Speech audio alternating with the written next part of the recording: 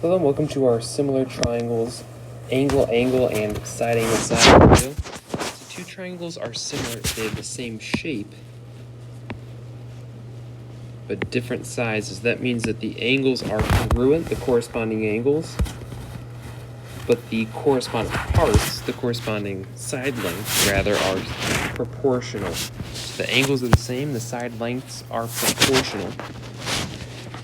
And we said that two triangles have the same shape if all three pairs of corresponding angles are congruent. And to start off with our angle-angle similarity, I wanted us to find the missing pieces in all of these triangles. Now, I could find these missing pieces. That's 58. That would be 49. That's 31. That's 74, and then I have 51, and that's 39. So what I want you to notice is that I was given just two angles. But when I found the third angle, I could tell very quickly if that was going to be similar or not. Given just two angles, it's not immediately clear. I could have 68 and 68, and then, I don't know, maybe this angle really was 63, and maybe this angle really was 54. But once I find those missing parts, I can tell very quickly that this has only one pair of angles that's congruent. The other two pairs do not match up, so this would be not similar, because those three pairs of corresponding angles are not congruent. But if I looked at number 2 here, again, given just two angles not immediately clear, I've got a 75 and a 75, but the other two angles don't match up. So what I could do is I could find the missing part, the missing angle, and notice that 31 matches with 31, 74 matches with 74. So since those all match up, all the corresponding angles are congruent, then these are similar triangles. And it's maybe most immediately recognizable in a right triangle, because I know I at least have the right angle that's going to be congruent, but these two angles, by definition, have to add up to 90 to get our triangle sum theorem. So I could find out that, well, if this one's 39, that has to be 51. Because it's a right triangle, and by the definition of triangle, that has to be 51. It can be no other angle. And by the same definitions, this must be 39. So these 39-degree angles match, the 51-degree angles match, and because those match up, those corresponding angles are congruent, then these must be similar triangles. And I could say that even if I didn't know that third angle, so I didn't have to give you the third angle, you could find the third angle, but as long as those two angles are congruent, then I have similar triangles. Or if I looked at this triangle and I said this is 51 degrees, and over here is 51 degrees, well, the only other angle I could have in a right triangle must be 39. So even if I just have two angles, by the definition of a triangle and the triangle angle sum theorem, that third angle pair has got to be congruent. So only having two angles is sufficient to say that those are similar triangles. And that's why we call it angle-angle, because I only need two angles to show similarity. Okay, let's try some examples here.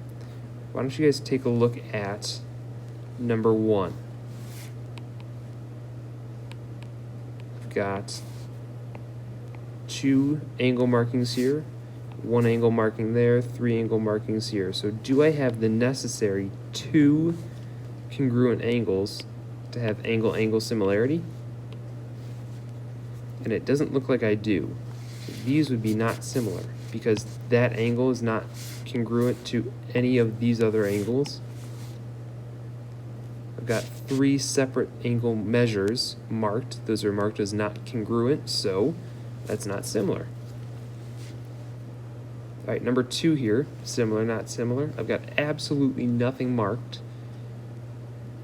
So I would need 2 angles to get angle-angle similarity. So I would have to put not similar if that was all I knew was angle-angle. So we could talk about these side lengths being proportional or not being proportional, but as far as angle-angle goes, that would be not similar if I was just looking at the angles.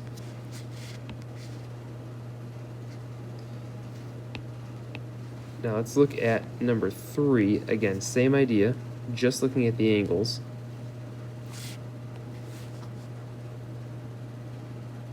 I've got 3, I've got 2, and I've got 1 marked down here. So same thing, looks like I don't have any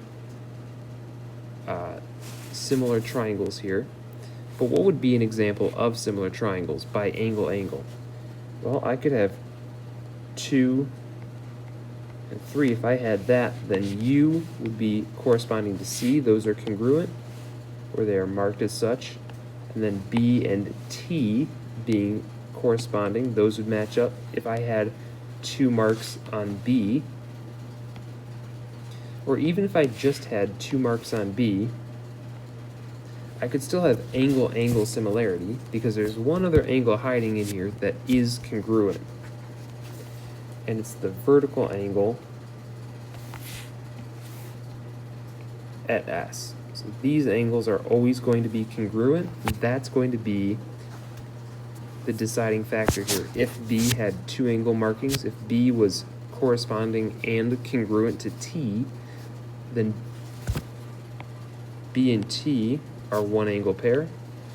S being corresponding to its vertical angle, I would have angle-angle if B had 2 angle markings. So the vertical angles, those are going to be very important to look out for. Or if you saw 2 triangles like this,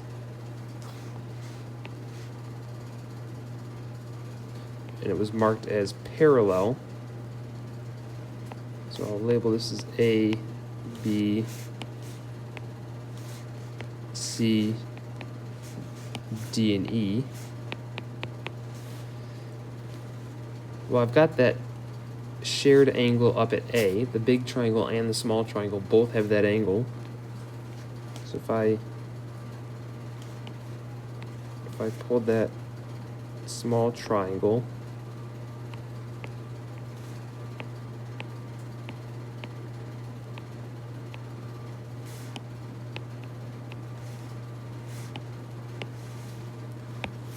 that one has the top angle, and the big triangle also shares that top angle. So that's a shared angle. You could also use your knowledge of parallel lines and transversals to look at, here's 2 parallel lines, here's a transversal. I've also got some corresponding parts, some corresponding angles that would have to be congruent as well. Or you could do the same thing on the other side. So these would be congruent. These other angles over here would also be congruent because those are corresponding angles. And that's one of the big problems that students have with this type of angle-angle similarity. Just remembering that the vertical angles and the corresponding angles, if you have parallel lines, those are the ones that a lot of tests and quizzes will put on there to see if you can remember those theorems. So that's how you would look out for very special cases of angle-angle similarity. Check out the side-angle side similarity video and the triangle proportionality theorems next.